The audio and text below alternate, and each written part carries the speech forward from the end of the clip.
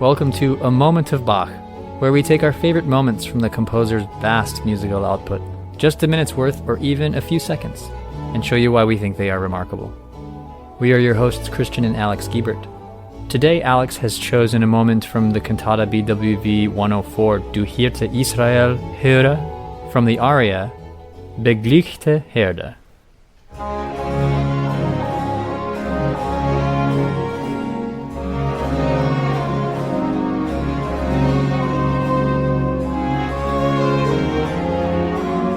Many Lutheran churches just celebrated Good Shepherd Sunday yesterday. That is, if you are listening to this podcast episode the day that it is coming out. And so I thought I'd pick something very shepherd-themed for today. This cantata, Du Hirte Israel, höre, is actually meant for the second Sunday, Easter, so we missed it by a little bit. But, I think the shepherd theme really shines through. And the reason why I chose this one specifically for Good Shepherd Sunday is because every single movement of this 6-movement cantata has the word shepherd, or at least sheep or flock or that sort of metaphor in it.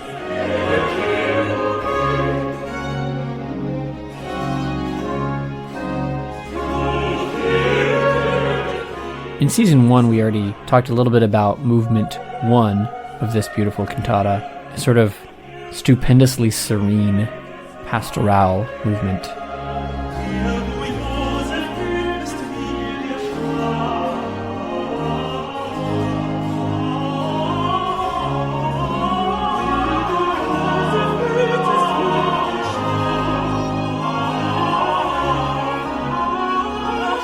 As is typical of a Bach cantata, the first movement is featuring the entire choir.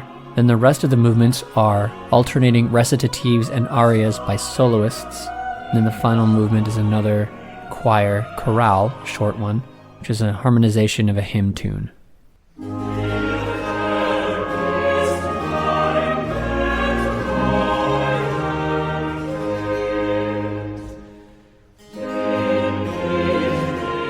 In this chorale, we get Allein Gott in der Höhe sei er.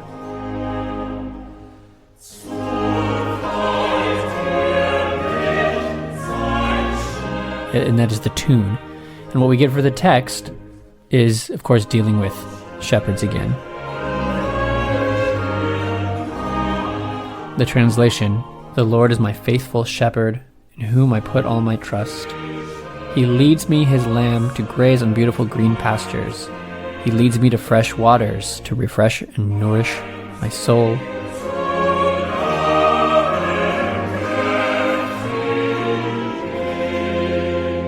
If that is starting to sound familiar to you, that is Psalm 23, probably the most famous psalm.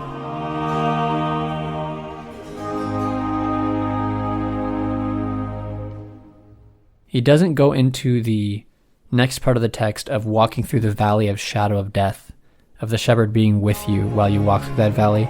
However, this is where our aria comes in, our bass aria, which I would like to focus on today.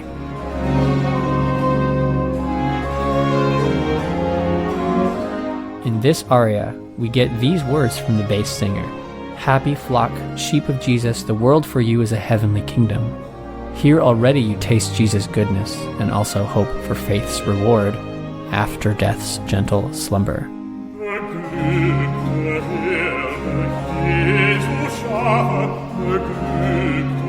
So, as befits the pastoral sort of vibe of this entire cantata, here we have something that's about death, but it's less scary than a lot of Bach's other work that deals with death. It's less dreadful. We get the death's gentle slumber. Sanften, right, before the word Todesschlafe. So sanft, gentle. We also get an interesting turn of phrase, at least theologically here. It's talking about you already taste Jesus' goodness here. The world for you is a heavenly kingdom. A lot of times we get things about the world being bad in these cantata texts and heaven being good, Christ being good.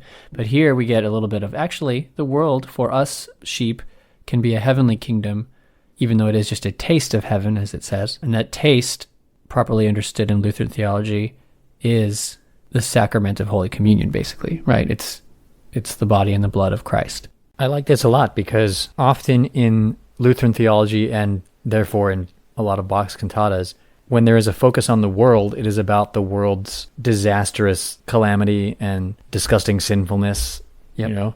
But this is great because it shows a more positive outlook on the things that could be good in the world. And it also doesn't just do that thing that some of these passages do where it's just like, my life is misery, so I look forward to the pleasure of the next life. Yep. Which is such a reductive view of, I guess, spirituality. You know, it needs to be a little bit more interesting than that. In this case, the entire tone is, I guess it could have just been the heavenly kingdom only, but instead it's the world for you is a heavenly kingdom, which is a nice different angle. It is, yeah.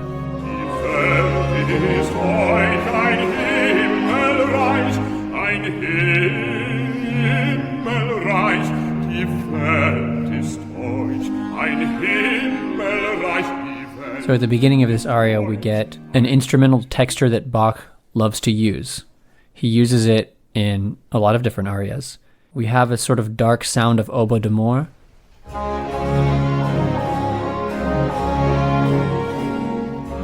With violin 1 on the top line. We have 3 obligato lines that are in harmony.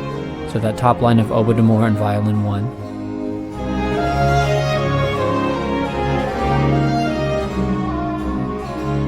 The other 2 lines are violin 2 and viola.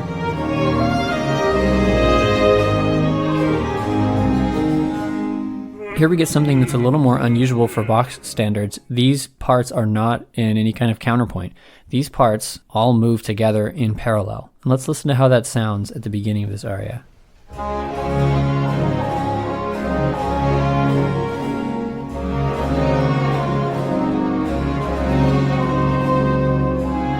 So what that parallelism lends is this sort of like sense of absolute just serenity and peace here. There's not really a lot going on with counterpoint, because listen to the bass. It's a pedal point.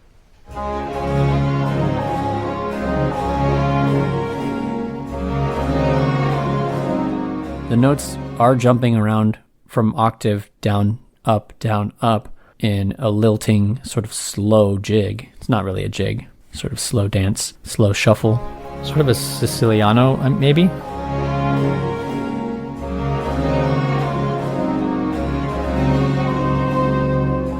So it's very simple as far as the counterpoint goes for Bach. But even so, just the beauty of that first little line. Dun, dun, dun, dun, dun, dun, dun, dun, dun. That's just unspeakably beautiful to me, just that first measure. Listen to that one more time.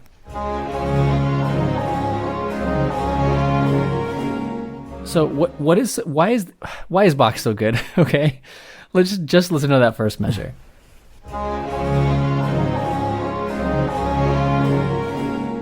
The first beat after a pickup note, the second beat repeats.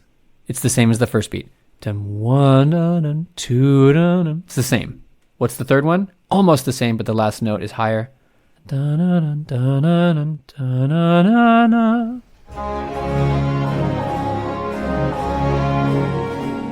Why did he repeat that note at the end there? And keep the D on the bottom. So it becomes like that B there. What's it doing there? What's the purpose of that?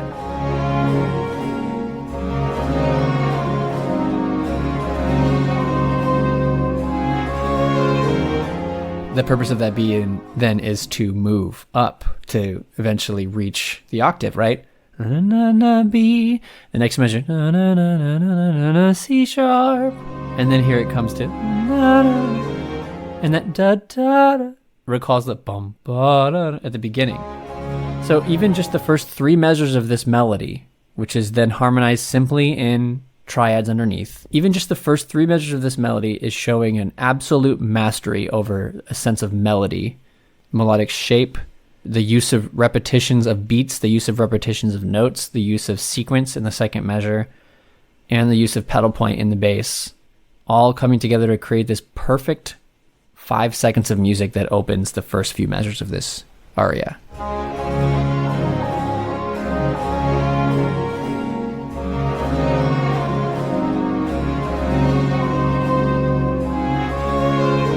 This is what staggers me about Bach, Christian, is that this little thing right here, this unspeakably beautiful 3 measures, is just completely par for the course for Bach, and there's 200 cantatas with stuff like this in it.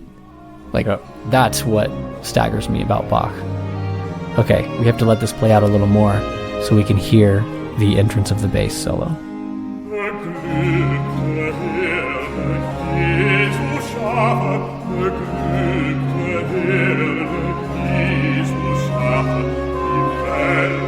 Typical format here, Bach brings in the vocal soloist with a melody that is similar to what we heard before, but not exactly the same. And the other obligato parts continue to play as he sings, sometimes giving a rest while he gets to just sing without them.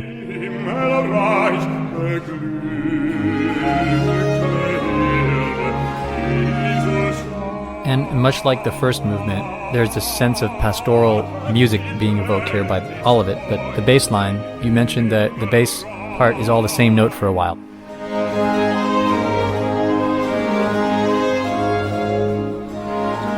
And that pedal point down there is supposed to be reminiscent of a low horn or like a bagpipe.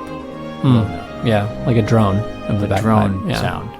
And the oboe, the use of the oboe is also sort of a shepherd type of instrument.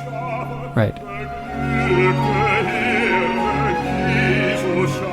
So in the B section of music here, we get the last few lines of the text, which is the after death's gentle slumber, right? Faith's reward after death's gentle slumber. And how does Bach choose to paint the picture of death's gentle slumber? Sanften Todesschlafe. With these da-da-da-da-da things, but now marked pianissimo. Probably in the original manuscript they were marked pianissimo, I would imagine. This manuscript happens to be lost, but some Urtext versions have pianissimo marked. So he gets to this low note on to, Todesschla. Here comes to that low note.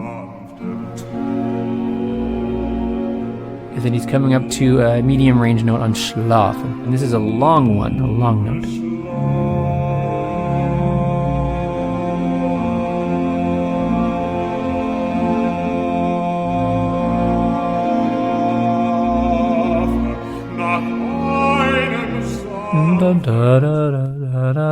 Of course, that same motive that he used before, this time accompanying very lightly that long note by the bass.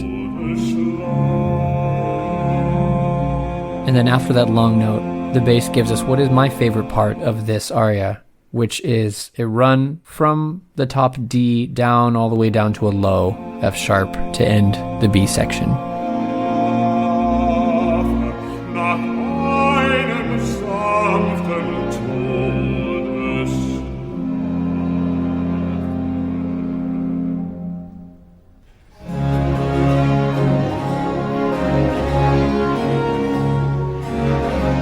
And then we're back to the introductory material, right? The repeat of that, which will take us into the closing of the A section. So let's listen to how that ending sounds at the end of the A section, because it will sound very familiar. The string and oboe parts sounding almost the same, but note a very slight difference at the very end, right near the last note, the way that that violin one and oboe part heads down. It did that before, but it was in a different key when it did it, and now it targets the D as the last note so that it can end on D, which is our tonic note.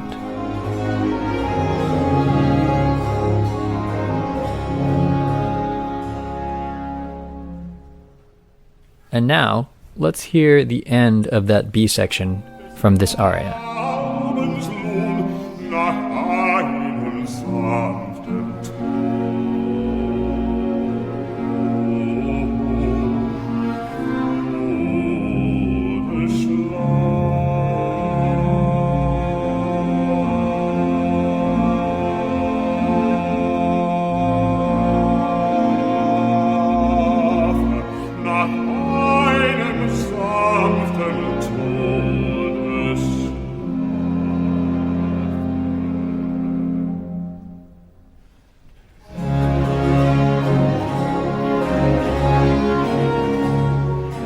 If this introduction to a musical moment from the cantata Du Hirte Israel, höre has inspired you to hear the rest of the cantata, Please see the link in the episode description so you can see the performance by the Netherlands Bach Society. To hear our new episodes as we release them, find us on your podcast app and hit subscribe. Okay, Christian, what are we doing next week? So next week we return to the jig from the Goldberg Variations. Until next time, enjoy those moments.